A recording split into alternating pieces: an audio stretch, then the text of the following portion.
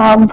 As usual, we will be discussing some of the main internet governance and digital policy developments that happened in our region over the past 3 to 4 weeks.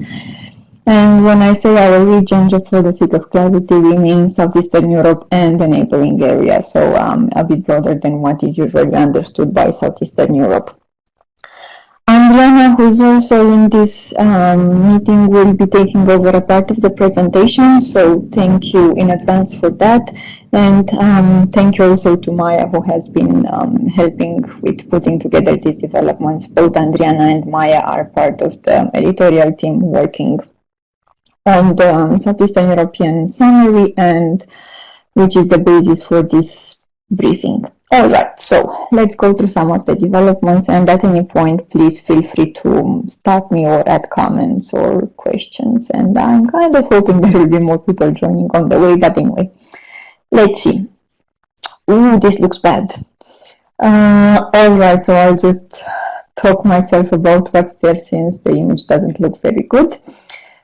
As it was the case over the past few months, there are quite some developments happening in our region when it comes to virtual currencies, cryptocurrencies, and blockchain-related issues. And the attitudes of national authorities are quite different across the region. And these slides, well, this slide should say it all, but it doesn't say it very well. In Romania, the central bank has issued a statement clarifying its positions toward virtual currencies, and what it stated was that it does not encourage the use of virtual currencies such as Bitcoin because it considers them to be speculative coins, mostly because of the frequency with which the value of these coins fluctuates. And that's why the bank is basically saying that investors should be paying attention as to whether they want to invest in virtual currency schemes or not. And the bank would also continue to monitor developments related to the evolution of these currencies on the Romanian financial market, with a view to determine whether the currencies pose a threat to financial stability. So this was in Romania. Now moving a bit eastern, we have quite opposite developments in Armenia, where several members of the Armenian parliament have proposed a draft law on digital technologies, which among other covers cryptocurrencies, and the law is, again among others, intended to liberalize the cryptocurrency industry and basically encourage the use of such currencies within the country, as well as the development of this technology. At the national level, the draft law, if it is passed by the parliament, it has just been submitted, so it's under discussion. It would allow individuals and businesses to operate mining facilities within the country without the need to apply for any kind of special licenses or permits, and it will also introduce tax exemptions for activities related to virtual currencies. And it seems that Armenia is planning to follow the model of Belarus, which we covered in our previous hub, and which adopted a similar law, encouraging the use of not only virtual currencies, but broader the blockchain technology. I'm reading a comment. Central bank's stand on cryptocurrency is, let someone please tell us how to regulate this. Yeah, I guess that's also the case in Romania with the recent statement of our bank. So this was about virtual currencies and attitudes within our region, or at least new developments over the past month.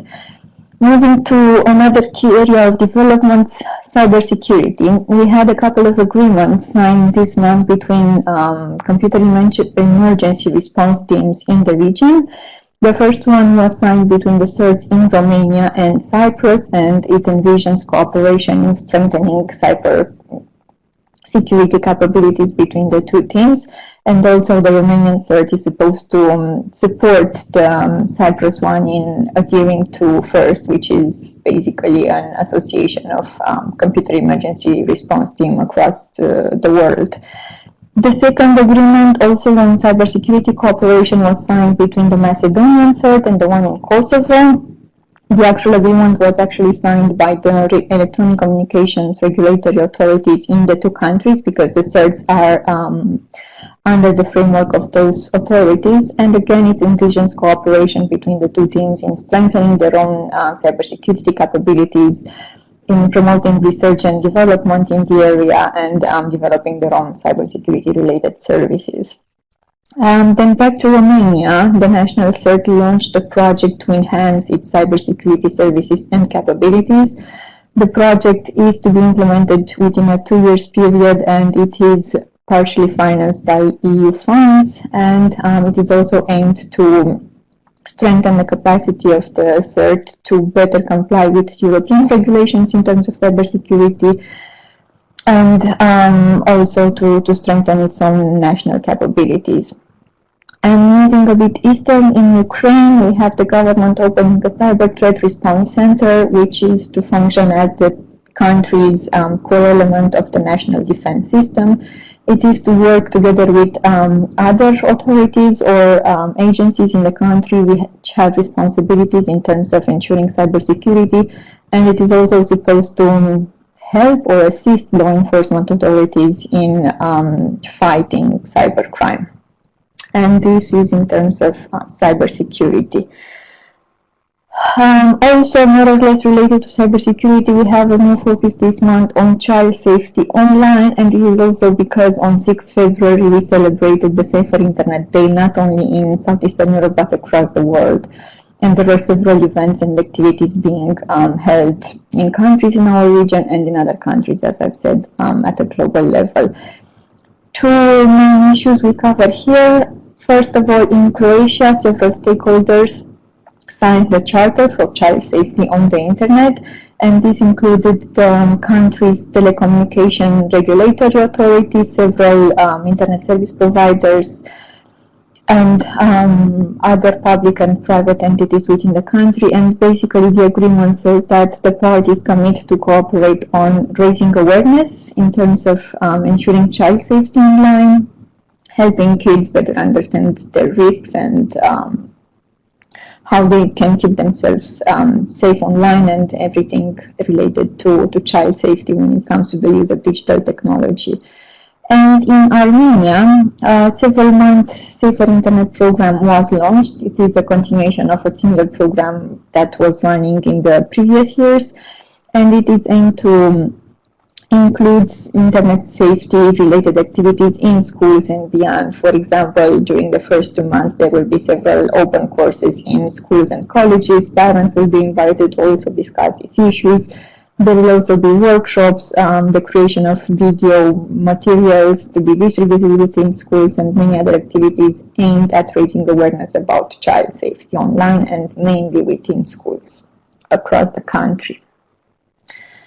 And this was about child safety online being in focus in many countries this month, and these are just 2 of the main developments.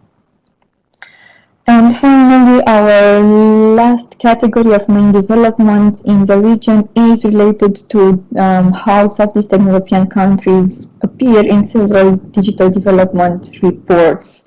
And the first one is the state of 4G across the world, a report which looks at the availability and performance of 4G networks. And the second one is a global report which looks at data about internet, social media, and mobile use. And I have some graphs, but I'm not sure how well you can see them. This is the first about the availability of 4G networks within countries in Southeastern Europe and the neighboring area. The report, which is global, also covers around, I think, 12 countries from our region, yes.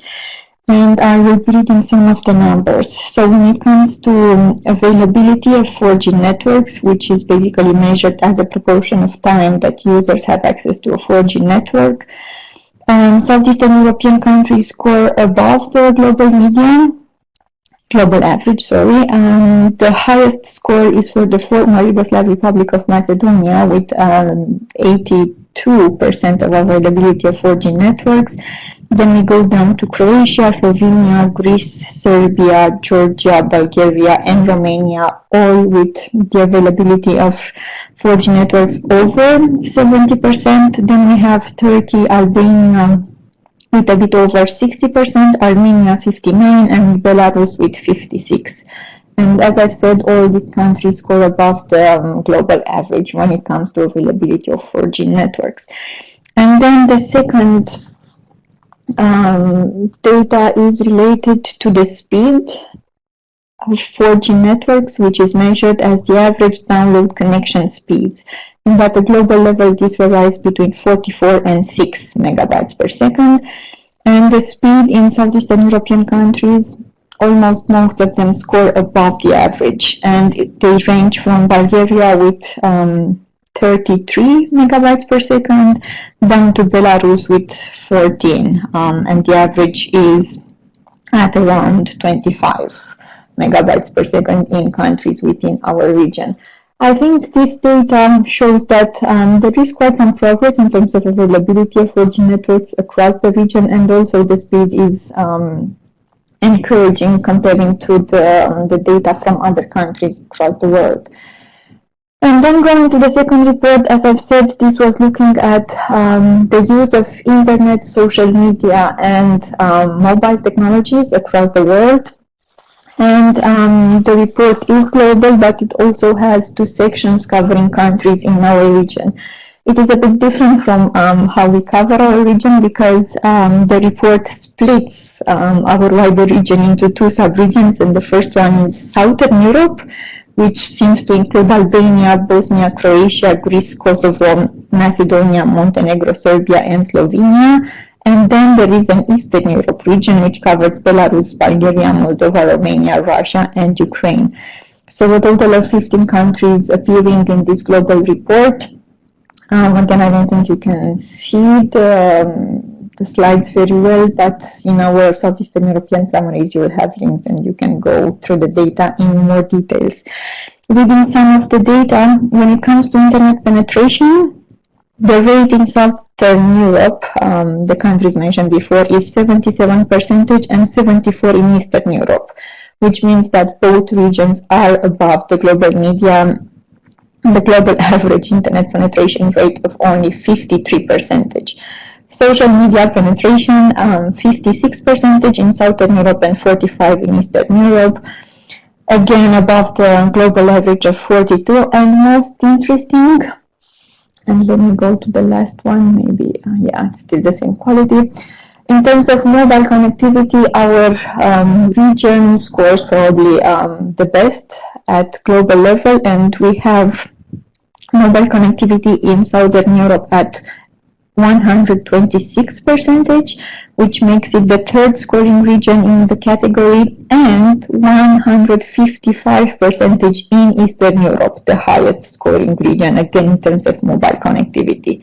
And yeah, it's obvious that both rates are above the global average, which is of around 100%. And that's it in terms of developments. There are many more things that have happened throughout the past month in our region, ranging from several discussions on blockchain technologies taking place in Slovenia, to some concerns about freedom of expression in Turkey, and several other things that you can read about in our monthly summary, to be published tomorrow, the latest, and to be made available on our website, on the CDIC website, and there will be a link at the end of this presentation. But now let me stop and see if you would like to add anything before I pass to Adriana for the main events. Any question, addition, things happening in your countries that you would want to mention?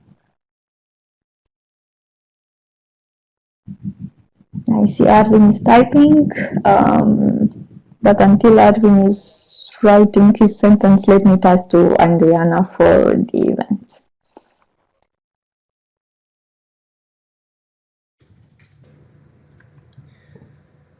Thank you, Serena. Hello, everyone. This is Adriana from DiploFoundation. I am coming to you from Belgrade, where it's very, very snowy and very, very cold. I will first present the selection of main events that occurred in February, as usual, and then I will move on to the events that are planned in March. First of all, as you can see on the slide, on February 9th, we had the Open Data Protection Regulation, GDPR, Challenge and Opportunities Conference in Zagreb, Croatia. The conference was dedicated to discussing GDPR, which is going to enter into force in May 2018. Participants from public authorities, companies, business associations, and civil society organizations gathered together to discuss the changes brought by GDPR with regards to the privacy rights of individuals and the obligations of data processors. It was noted during the discussions that the new rules apply both to public and private entities which process personal data, and that these entities have to be ready to comply with the new requirements by May. The conference was organized by the Croatian Data Protection Agency in collaboration with other public and private entities. Now, in Tirana, in Albania, there was a training course on dark web and virtual currencies that was held on February 12th. It started on February 12th and it lasted until February 16th. The participants of this training course had the opportunity to learn about encryption and anonymization technologies, the Tor network, dark web, and cryptocurrencies. The aim of the training was to enhance participants' understanding of how such technologies could be abused by cybercriminals. The training course was organized by OSCE in collaboration with the Albanian Security Academy and Europol's Cybercrime Center. It was attended by 22 members of criminal justice institutions from Albania, Bosnia and Herzegovina, the former Yugoslav Republic of Macedonia, Montenegro, and Serbia. New World Order Talks on Blockchain was an event held from 15 to 16 February in Rijeka, Croatia. The event included talks, lectures, and an exhibition dedicated to showcasing the potential of blockchain technologies in areas other than cryptocurrencies. Introductory presentations outlined the technology behind blockchain and its functions as a distributed network communication protocol.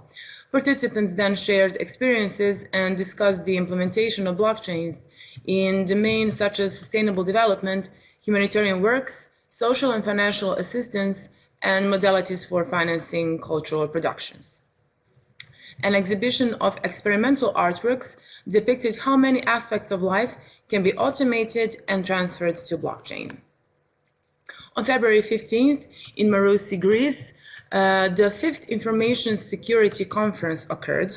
The purpose of this event was to highlight the most up-to-date trends in digital and information security and to outline ways and means for public and private entities to establish and implement efficient and effective integrated information security strategies.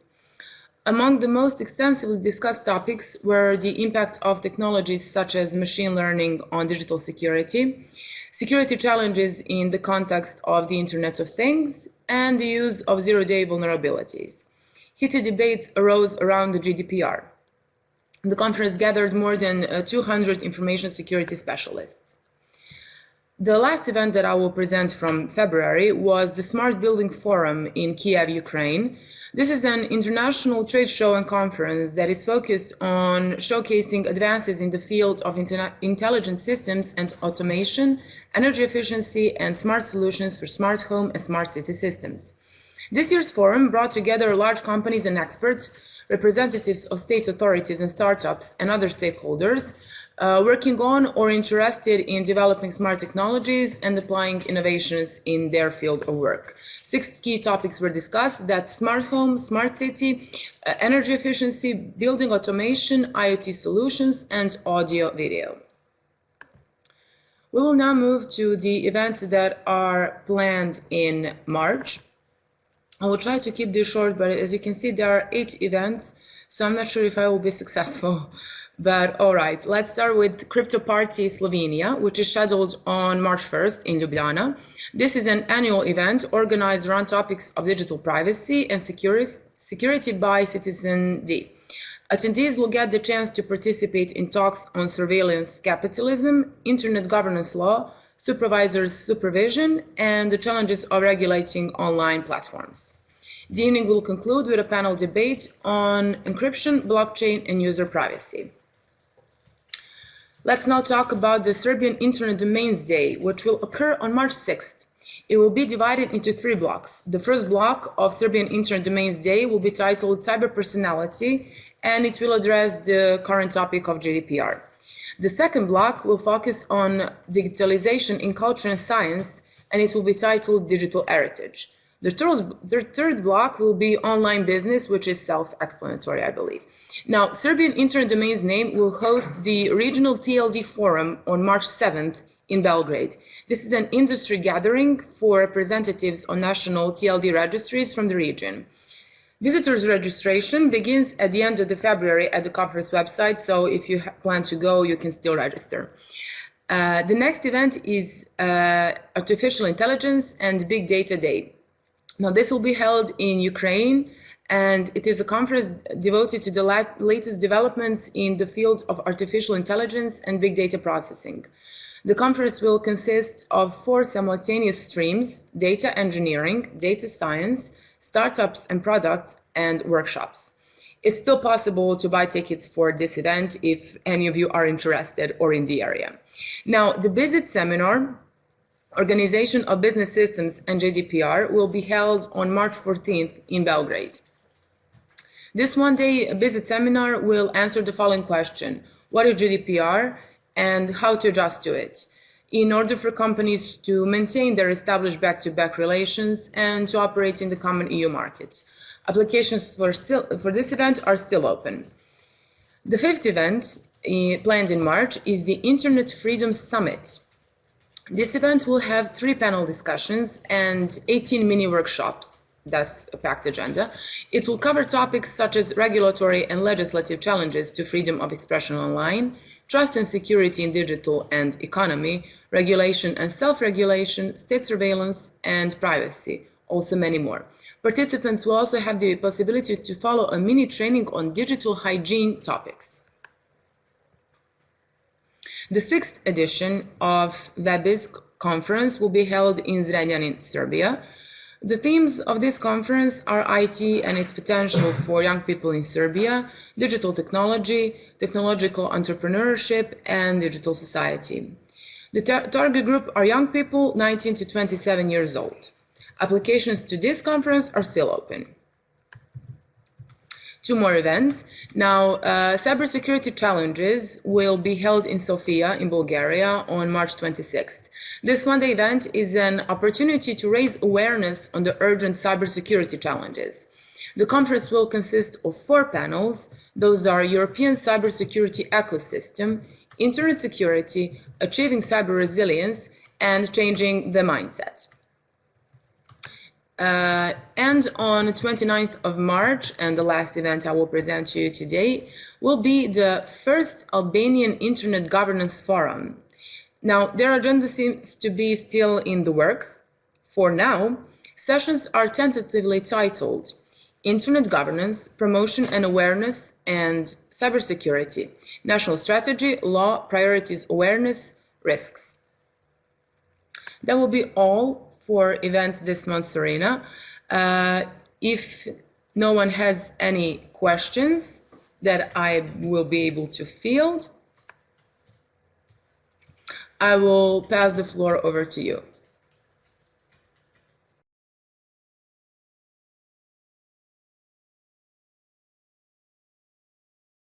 Thank you, Anjana, for this very comprehensive overview of past and future events. We will be covering the ones for March in our March summary. Thank you, Arvin and Maya, for the discussion in chat. Arvin was saying something about some sort of a similar attitude towards cryptocurrencies in Serbia, similarly one in Romania. Maya was asking about details for the Internet Freedom Summit in Macedonia. We don't yet have a link to that event. Apparently, it's not yet public. And Arvin is going to attend WebIS Serbia and be part of the panel on cryptocurrencies. And the kind request is to maybe write a short report for us. It's only 90 words, so nothing complicated. And thank you, Arvin, in advance. Okay, so these were some of the main developments and events over the past month in our region. And this concludes our overview of what happened across Southeastern Europe and the neighboring area in terms of digital policy and internet governance. As I have said, all this and many other developments will be reflected in our February summary, which will be published today or tomorrow. The link is on the screen. That will be the link where the summary will be made available. So please feel free to distribute that and use it as you see appropriate. Our next meeting will be at the end of March, and until then, for whoever will be listening to this recording, we kindly invite you to participate in the preparatory process for the CDIC 2018 meeting to be held in Ljubljana on 23-24 May. More details on cdic.net. And let me see what else we have in chat. And then I think that Vlad Radunovic will moderate the first block of Serbian Internet Domain Day titled Cyber Personality. Maybe he'll write a report to, yeah, you're there with him, so see if you can convince him to do that. Okay, everyone. Hi, Miss Diana. Thanks a lot for being on this rather short meeting and only among people close to CDIC, but yeah, let's see what happens next month. Next month we should be getting back with the in-situ meetings. Armenia will try to hold a meeting in Yerevan with some people from the local community to discuss some local developments, and we will be meeting them online. Let's see how that works, whether we can strengthen a bit these monthly meetings of ours. Thanks everyone, thank you Adriana. Thank you, Diana and Maya, for working on the summaries. Up soon, and have a good rest of the day. Bye all. You see you in March.